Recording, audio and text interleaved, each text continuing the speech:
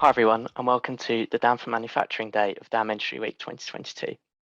I'd like to introduce our conference chair, John Horodisky, Managing Director of Salt Flats, who will be guiding us through the day. Over to you, John. Thank you very much, and welcome to DAM for Manufacturing as part of DAM Industry Week 2022. Thank you to all attendees from across the globe for joining to celebrate all things digital asset management. We also like to thank our sponsors for supporting today's event. Visit throughout the conference via the exhibition tab to find out more. And let's go off video so you can see who I am. Hello, everybody. My name is John Horodisky. I'm the Managing Director for the Insights and Analytics practice at Salt Flats. Been doing digital asset management, metadata, governance, workflow, all those good things for over 20 years now, and I'm very honored to be the chair for the Manufacturer Day for Henry Stewart DAM Industry Week. During the sessions today, I'm going to encourage you to chat with your fellow attendees and of course, make the most of our expert speaker lineup by submitting your questions using the Q&A panel on the right-hand side of your screen. You can also use the chat tab to get the conversation going and to navigate to the lounge tab, where you can participate in real-time networking with industry peers. If at any point during the event you need assistance from the Henry Stewart team, please use the chat bot on the bottom right-hand of your screen and you can get assistance. Finally, we are delighted for the return of Henry Stewart's in-person events for the DAM and Creative Operations community in New York, London, and Los Angeles, with the safety of attendees, speakers, and sponsors as our top priority. Registrations are now open, so save your spot and take advantage of the early bird offers available for a limited time only. We're excited to raise a glass with you all in person very soon. I'm very excited to start seeing everyone in person again. All right, but now with the show, we're talking manufacturing. Many things have changed in the last year. Some things have stayed the same since the last time we spoke a year ago.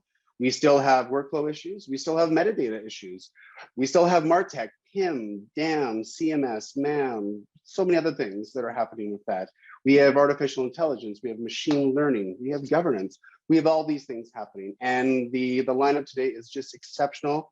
Many practitioners, people who have great knowledge to share with you about what they're doing with DAM and how it's affecting their brands and what they're trying to achieve. That being said, a reminder that the Q&A is at the bottom right hand. I'll be monitoring throughout this session today so we can respond to your questions. For this session, we have a healthy 10 minutes at the end to respond to all the questions that are coming through. And without further ado, I am delighted to introduce our first speaker, Kyle McNamara from the Hershey Company. And Kyle is going to take us through transparent and self-managed automated workflows in image delivery, speeding the process from manufacturing to sales. And with that, I'm going to pass it over to Kyle. Thank you very much, Kyle. Thank you, John. Thank you for the introduction. Here we go.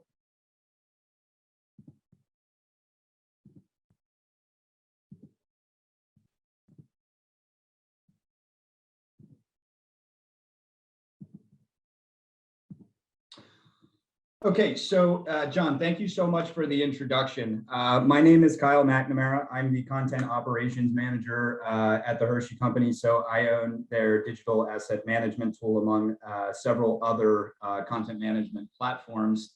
I actually got here in a roundabout way. I started in staffing. That's where I discovered the world of information technology. And it was an eye-opening experience. So I went out, I got an MBA, and a couple of dominoes fell in my direction, and that brings me here to today. I've been in this space for I guess going on about 3 years now, and I've been largely responsible for ensuring that the content pipelines we need to deliver images to the customer and meet those business needs are set up and are trusted and transparent. So without much further ado, Hershey started with the content delivery strategy, and it described the relationship between systems needed to deliver content that meets customer needs. And so this is the tech stack that we're using right now. Digital asset management, product information management, and then platform is the actual content delivery platform to retailer.coms itself is salsify.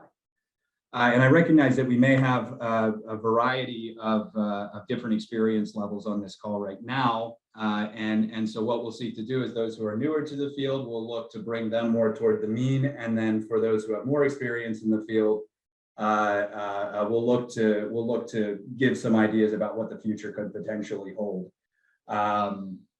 So if you're newer, you probably don't even know you have this problem yet. If you are more experienced in this field, then it's a pretty safe bet you've experienced some issues with transparency in your ecosystem, specifically with respect to digital asset management and the metadata structures that are needed to properly supply the customer with the content that they need.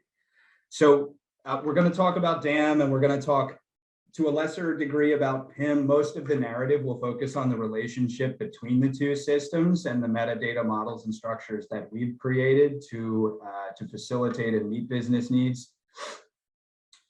And so what we learned very quickly was that this was going to be complicated, right? We have roughly 30 metadata points that we need to manage and ensure that they're aligned to facilitate the content syndication workflows as defined by the content delivery strategy. There was a separate project that ran concurrently with this, in which we were determining what images the customer actually needed and which ones drove the largest amount of conversion. And we arrived at a collection of 6 assets. So you see 2 examples right here, but what that is it's functionally, it's what am I buying? What am I consuming? How do I use it? How big is it? Right. And so we're providing that information to the customer on Amazon.com, on Target.com. So if you go to Amazon or Target.com, you would be able to see this content makeup for some of our flagship items. So getting into the complexity that comes along with being able to send information downstream and properly order the images that the customer needs, right, to understand what they're buying, how they'll use it, how big is it. And this is just a couple of examples right here. Now, part of it too is that Hershey's data structures are overall complicated. The way that we describe our items using product data is complicated. And so we started with just looking at UPCs, and we found out, okay, well, that's cool, but it doesn't really tell the whole story. So we started working with our material numbers, which is what the customer is buying. So what is Amazon buying? What is Walmart buying? What is Target buying? That's what our material number is. And the UPC is actually what the customer is buying or consumer is buying and ultimately consuming. So that's kind of where we are right now, is working in this customer consumer information space and creating our content packages that we're sending downstream at that level. But what we're realizing now is that, well, material number doesn't even tell the whole story, and that we need to be cognizant of regular packaging changes. And that is going to require some level of change across the enterprise in order to effectively manage and deliver our content at that level. So there are, yes. Just want to make sure to remind you to share your slides when you can, please. Oh my, I haven't been sharing this whole time. How embarrassing. Okay. All good. No. There they are. Fantastic. Okay, cool. There you are. Okay. Awesome. Thank you. All right. So, all right. Apologies to everybody. So this is the slide that I was just referencing. We started with UPC. That's what the customer is actually consuming. Material number is what the customer is buying. We're working to get down to the component ID level and effectively manage our information there, because that is the thing that is going to allow us that we always have the most up-to-date packaging online for our customers. We have a combination of fields. So we're appending some product data from our packaging images, so our UPCs, our material numbers, and a couple of other data points to the more complex photography images that you see here. So we have our master asset and we have our child asset. So the metadata that's being appended to the child asset matches what is held with the master asset. And that's how we create the relationships between these images and ensure that we can properly slot these images in the correct order to make sure that we express our internal wishes online. Now, we also take a number of user inputs as well, such as out of pack, right? Because that's a little bit more ambiguous, right? And there are several different circumstances in which a particular image may play the role of out of pack. Now, that is also to say that we have use cases for asset reuse here as well, and any asset can be in any number of potential content packages. So it's n-dimensional, and we need to be able to create unique verticals, right? Unique data structures for each bundle that each image is a part of, or each content package that each image is a part of, right? And so every single image in the DAM could possibly have this circumstance. All right, so let's kind of do a little bit of math. So we have roughly 2,000 items in our online catalog, and there is a max of 21 images per item. Now, not every item will have 21 images, but our core of core and core items are expected to have 21 images. And so that's the packaging, the out-of-pack images, 2 pieces of supplementary content, and a size chart for every single season. Okay, so it starts to add up. And so the total number of possible images we could have in our portfolio is 41,000. If everything is filled in, every item has a total of 6 images per season plus nutritional information, 41,000. And so for each of those, this data structure that you see on the left side of the screen here needs to be managed for each of them. And this is just a subset of what we actually rely on to send content downstream to the customer. So in total, that gives us about 1.43 million data points to manage. And that's actual like unique metadata fields per asset, right? That's not the total number of data points that we have in each of these metadata fields. And some of these metadata fields actually have up to 250 data points in them. So it scales enormously. And so what the ask of our associates was before the capability that we're moving into is we needed to review every single one of these manually by hand. Okay, and so imagine looking through 250 individual data points and trying to spot that needle, right, that's causing the whole haystack to fall apart. And so we found some really powerful ways to work through those things. Now, but first, we recognized that this was going to be an issue, right? We went live with our Salsify platform, and for the first time ever, Hershey was able to answer what is the customer experiencing right now. And this is a very powerful thing, and it's a key piece to the puzzle, but it is not the whole puzzle. Right, so this was a totally new thing, and we were able to look at this and say, okay, where are our packaging images? Where is our supplementary content? Where are our size charts?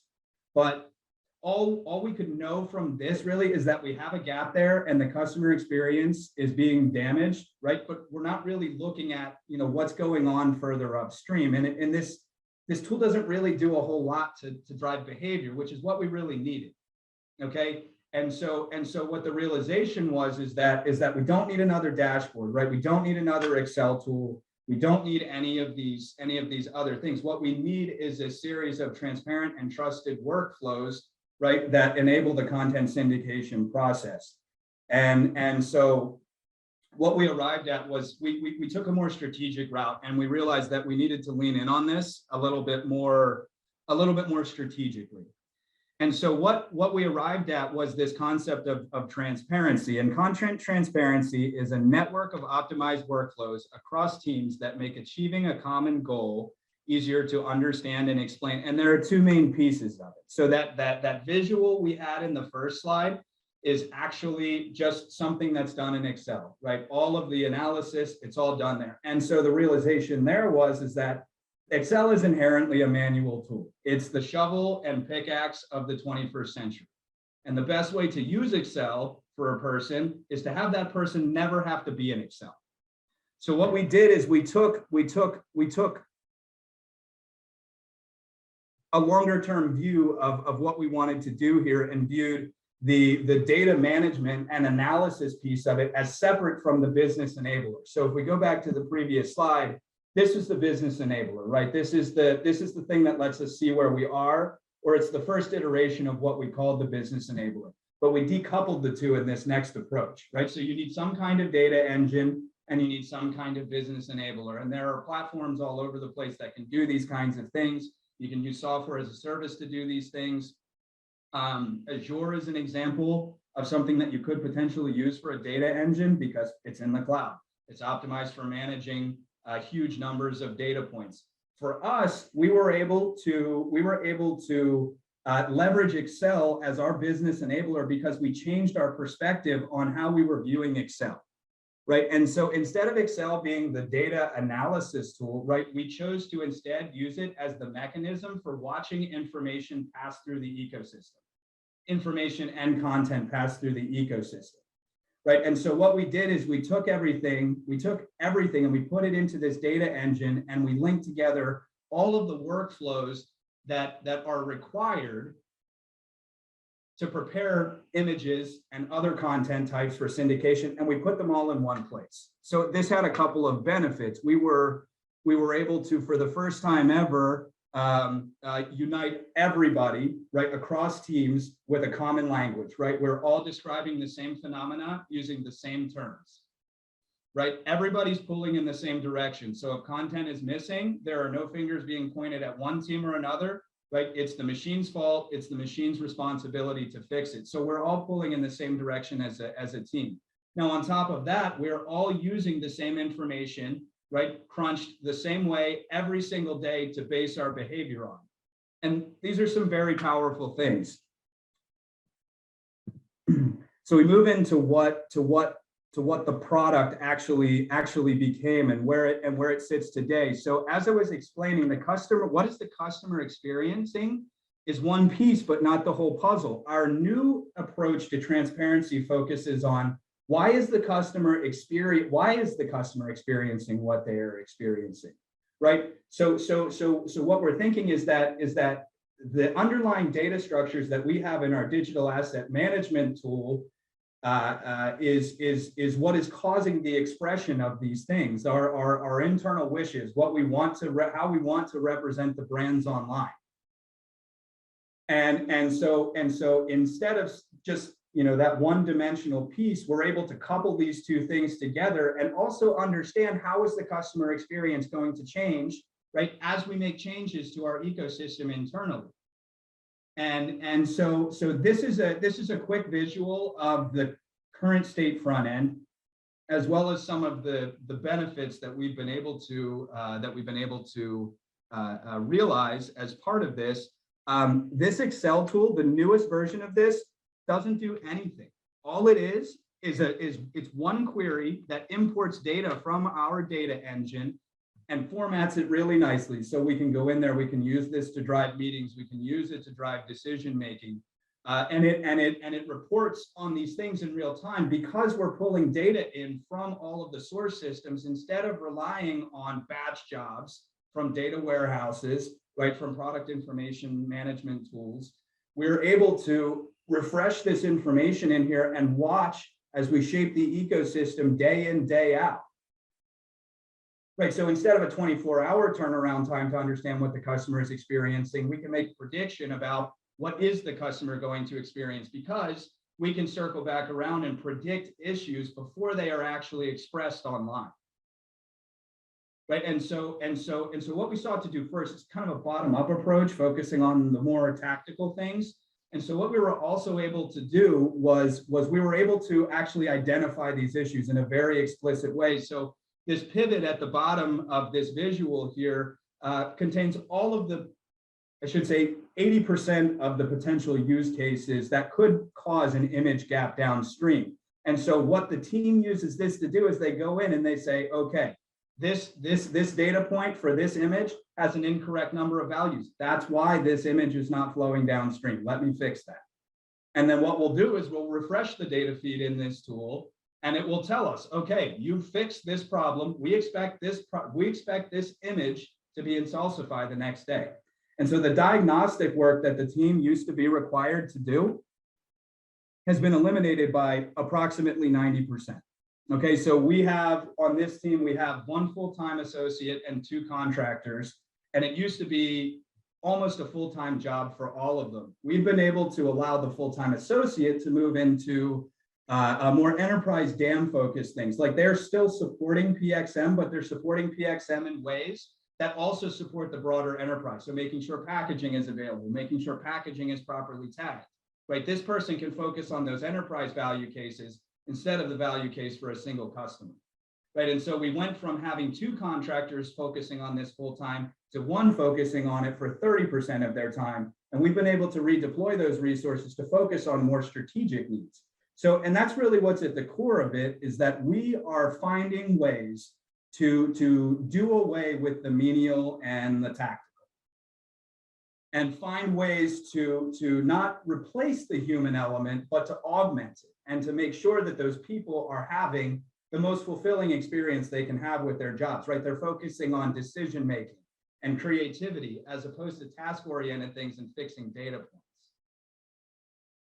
So, and the grand vision ultimately one day is a custom AI on every desk in the organization that is augmenting human resourcing and helping that person make decisions, helping that person manage the information that they need to do, helping teams grow and change, right? And really realizing this idea of the digital organization. It is digital transformation in the truest sense. So we've realized about $212,000, or we're estimating about $212,000 of savings over a calendar year. This is a relatively new piece of technology that we started working on about last November. And I think one interesting anecdote from that period of time, we were working on a couple of new pieces of technology in the ecosystem around the September-October timeframe, and we ended up having to shrink down the amount of time we had to actually deliver content for our Valentine's Day and Easter seasons. Previously, it took about 90 to 120 days to support 100 to 150 items for a given syndication season.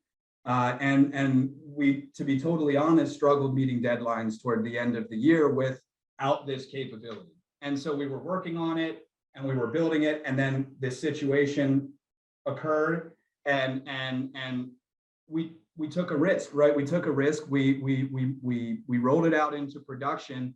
And we were able to support roughly twice as many images and pieces, I should say, sorry, we were able to support almost twice as many items in a third of the amount of time, right, that we had ever previously been able to do it. And so there are a lot of soft benefits in here as well. So for instance, you know, we can measure resource efficiency, we can report ex post facto on how much product we sold, but you know, what's the value of brand consistency is because we're not asking questions of completion anymore. We're asking questions of quality. So we talk about what's next, right? Future use cases is primarily right now what we're doing with our online syndication practices is we're supporting the core and the core of core. Okay, but there's this whole group of items at the bottom of this pyramid, right? The foundation items that represent a significant proportion of Hershey's sales, right? So there are a lot more items in that bucket than there are in the sections above it, but it's still a really significant chunk of items, and of course, chunk of money. So with this transparency approach is that everything has all of a sudden become much faster. Much faster. And so what we can also do, because this enables our data management capabilities, is that we can start to support a larger number of items and an expanded amount of content for each of those items. Now, not only that is we can support more items, right? But we can also support more channels, because fixing issues in the part of our sales plan that is the current priority for the digital team will also fix these issues everywhere else. So a larger number of items being fixed faster equals additional content and more money, right? For these new channels, these emergent channels, these ones that we're working on developing, right? And we have the ability to shift and say, you know what, maybe we should start supplying additional content to our more supply chain oriented channels, or we can allocate resources to develop our B2B channels further, right? Because at the same time, not only is the business getting faster and being able to meet needs faster, but this is also taking responsibility away from the IS team, because if we couldn't find a problem under previous state, we would create a ticket for them. So we went from having 15, 16, 17 incident tickets a day to 3 or 4 a week, right? So that frees up a huge amount of resource time for those folks to focus on building new cool things, right, and developing the future, while this capability and my team focuses on becoming the data layer for the organization. And so that's where we land today. Now there's a grand vision at play. We're having a lot of conversations internally about what's next. Is, does the current configuration of the ecosystem allow us to meet business needs faster? Maybe, but at least at this point now, we have the opportunity to evaluate options, which is also not something we had previously. And so the message that I want to send to everybody is that with an emphasis on transparency, it is possible to go farther, faster.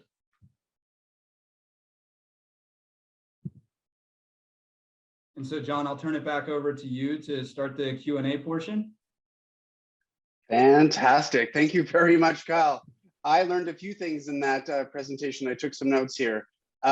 Excel is the shovel and pickaxe of the 21st century. Did I read that correctly? Is that right?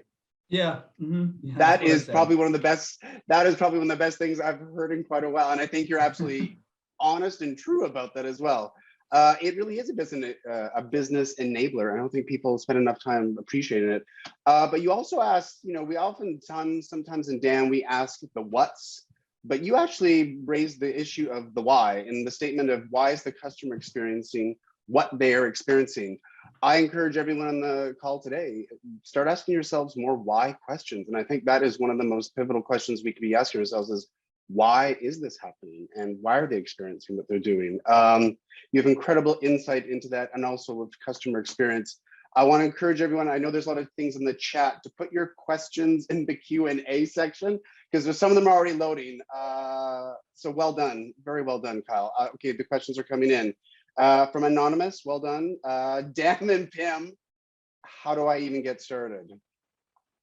What do you think, Kyle? How do you even get started? Okay, so what we put forth here today is the culmination of years of experience, years of hard work, years of collaboration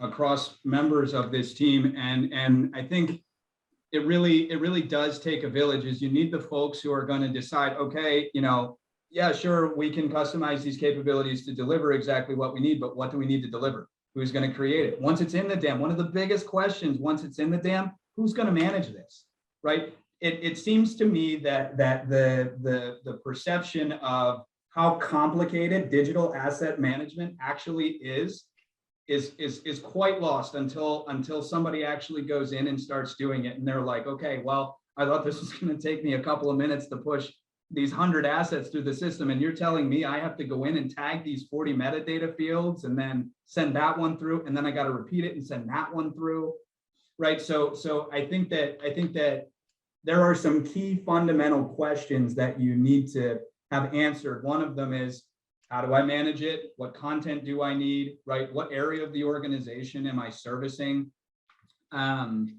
It starts small, right? Start small, start with the things that work for you. Start with what you have at hand, right? For us, right? Like we had we had a license for the piece of technology that we ended up using as our current version of the data engine, right? But we used Excel for our business enabler, right? So take a different lens of the things that you have at hand, right? And those things can take you really far, right? I mean, we, as the Hershey Company, right, supported content syndication for holiday, Halloween, Valentine's Day, Easter, our EVD core and core of core items with Excel, right? With Excel. You don't need to go out and buy really expensive, complicated technology in order to deliver value, which is what we're about right here. And now, because we've been able to do that, and we've been able to do that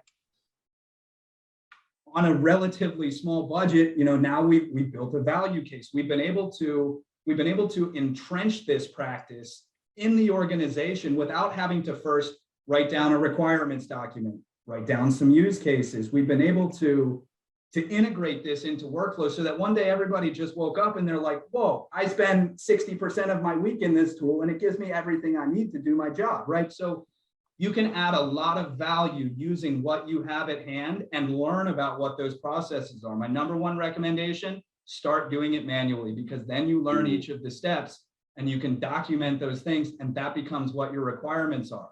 Okay, and so like as you build these relatively simple things, right, just keep going, right? Keep going. And then when it falters and when it stops working, that's when you start to evaluate what's next for us. Okay, what's next for us? So start small, start cheap, do it manually. A follow-up question to that is, how big is your team? Because I think many people on the webinar today are thinking, how did he do that? How is that being done? And certainly we've all seen the value now of the of Excel's enabler, but how big is the team? How much, and what type of people do you have working with you? Yeah, so I have a team. It's, I guess the broader digital capabilities team is 8, 9, right? But my team in particular is myself plus, 2 contractors and a full-time associate.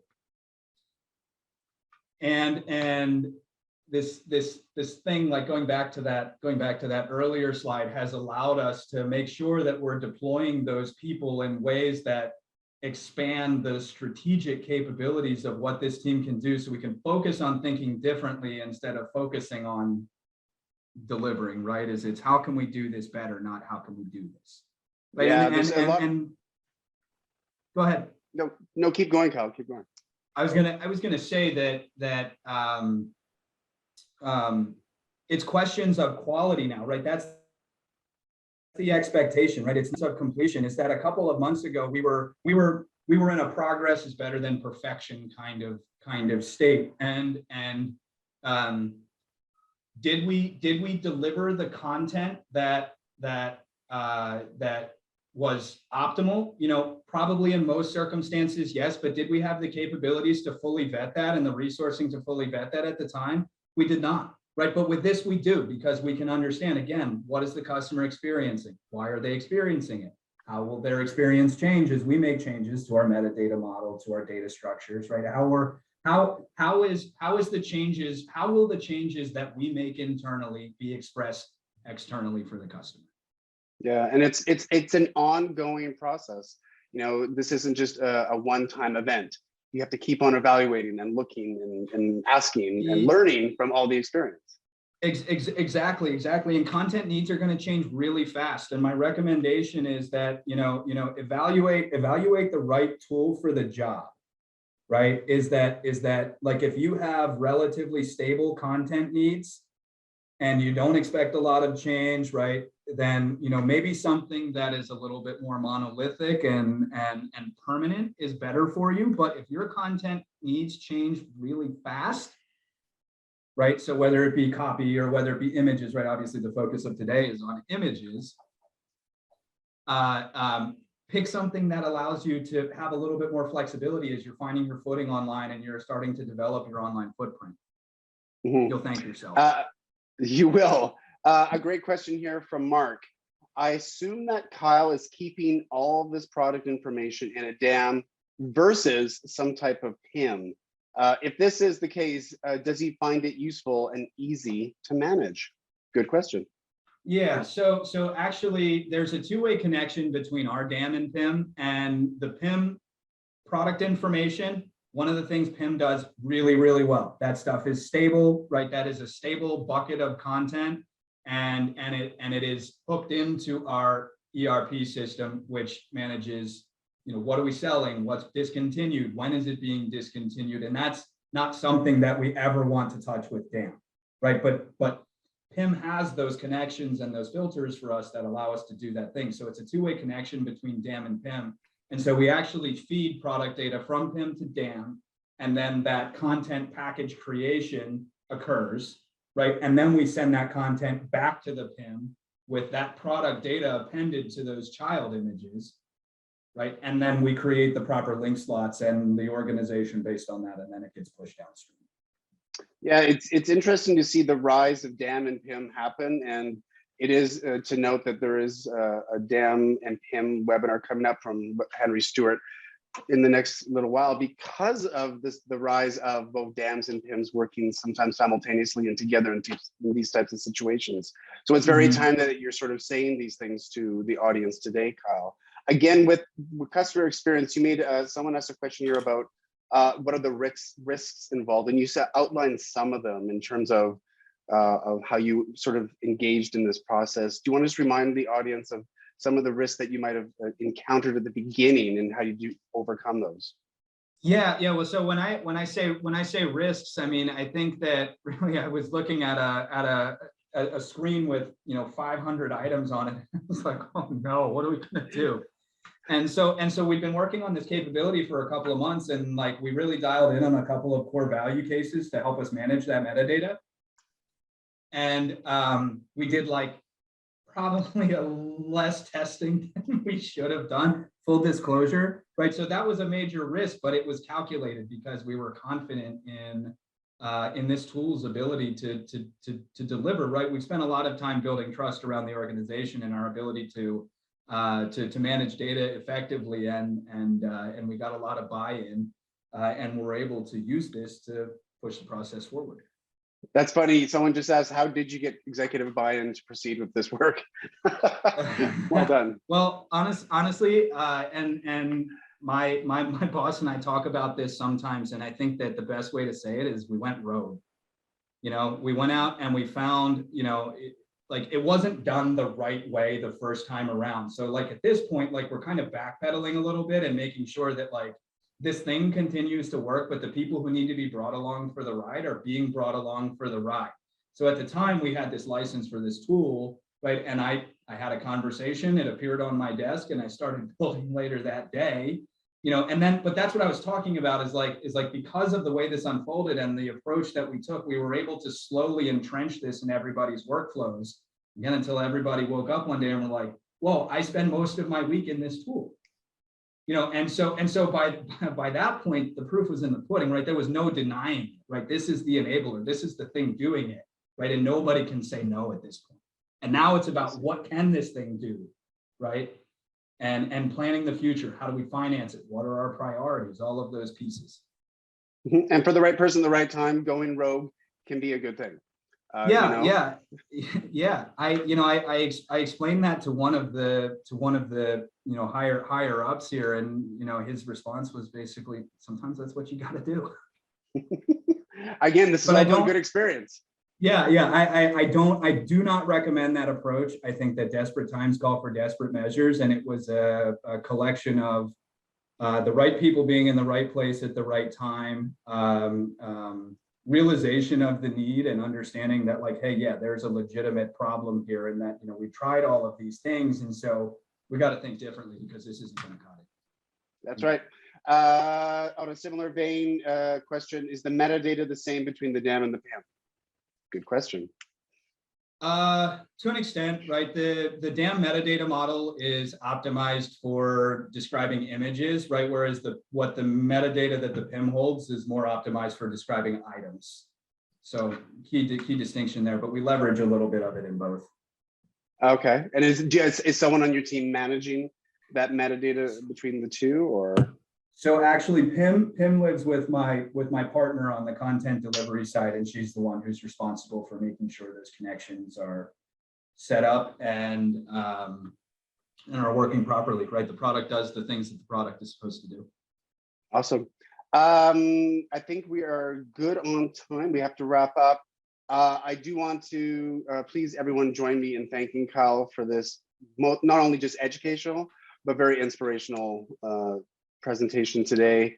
I think we can all walk away a little bit thinking differently now about how we can manage our content. And again, it's going back to asking the question why. And you need to be applauded for that, Kyle. I think many of us always ask other questions, the what's, the where's, the when's, and the how's.